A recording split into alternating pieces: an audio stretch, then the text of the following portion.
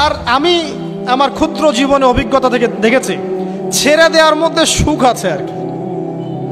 মনে করেন কেউ আপনাকে গালি দিয়েছে, তো আপনি অনেস্ট, আপনি সৎ এবং আপনি কোনো অন্যায় করেননি, আপনি মাজলুম, তারপরেও আল্লাহর সন্তুষ্টির জন্য ছেড়ে দিলে, আচ্ছা ছাক কিছু দিছে বাদ, ওকে কিছু বললাম না, ছেড়ে দিন। এই ছেড়ে দেওয়ার মধ্যে যে এত সুখ, এটা আপনি বুঝতে পারবেন না। এই সুখটা উপলব্ধি করেছেন স্বয়ং রাসূল সাল্লাল্লাহু আলাইহি ওয়াসাল্লাম। মক্কা বিজয়ের দিন ওই যে বহু মানুষ এসে কি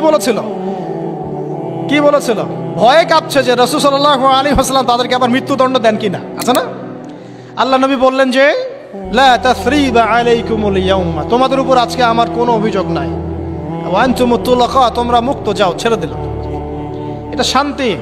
ইউসুফ আলাইহিস সালামের ভাইরা কুয়াতে ফেলে দিয়েছিল না, সেখান থেকে মিশরের বাজারে, সেখান থেকে রাজপ্রাসাদে, সেখান থেকে জেলখানায়, জেলখানা থেকে রাষ্ট্র ক্ষমতায়। কি লাইফ, ট্র্যাজেডি, লাইফের ট্র্যাজেডি দেখেছেন?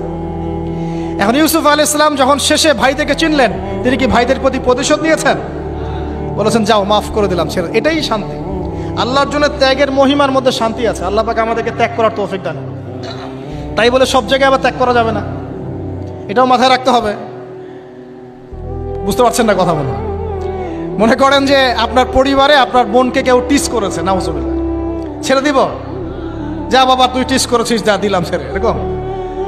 মনে করেন যে কারো সমাজের মধ্যে কাউকে ধর্ষণ করা হচ্ছে, নাউজুবিল্লাহ, আর আমরা বলবো যে যাক মানবতা দেখালাম, ছেড়ে দিলাম, ইসলাম তো মানবতা ধর্ম, যাও ছেড়ে দিলাম, বললে হবে?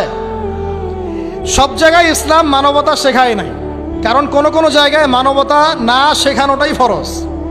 একজন চোরের উপর আপনি কি মানবতা দেখাবেন? একজন ধর্ষকের উপর আপনি কি মানবতা দেখাবেন যে আরো ধর্ষণ কর বাবা, যা, উৎসাহ দিবেন? একজন খুনি, আপনি কি তাকে মানবতা দেখাবেন না ফাঁসি দিবেন? তো এই যে কিছু মানুষ এখন বলে ইসলাম মানে শান্তি, আর শান্তি মানে শান্তির সুবাতাস, বলছেন ওরা। ওই যে ইসলাম থেকে বদর, উহুদ, খন্দক, খায়বার সব কাট করে ফেলছে। এগুলো ইসলামে নাই। ইসলামে শুধু আছে সালাম, সালাম, আফসুস সালাম, খালি সালাম দিবা আর তোমরা কি করবো, খাবার খাওয়াবা, ব্যাস। আর ইসলামের যে আরো বড় বড় বিধানগুলো আছে, এগুলো পাশ কাটিয়ে এড়িয়ে যাবে। ইসলাম তো শান্তির ধর্ম।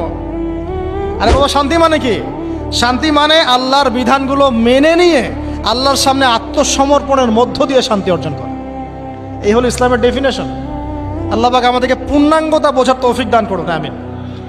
হ্যাঁ, যেটা বলছিলাম প্রিয় ভাইরা, অন্যের কষ্ট উপলব্ধি করে আমরা সারা বছর অন্যের স্বার্থকে অগ্রাধিকার দিব ইনশাআল্লাহ।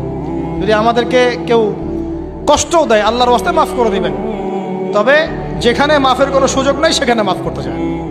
আল্লাহ পাক বোঝার তৌফিক দান।